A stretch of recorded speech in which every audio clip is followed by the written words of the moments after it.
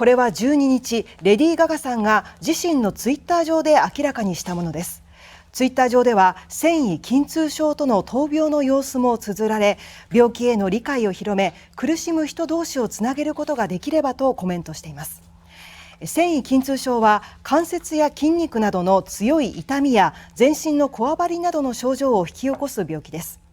日本国内でも200万人の患者がいるとみられていますが、未だはっきりとした原因は分かっていません。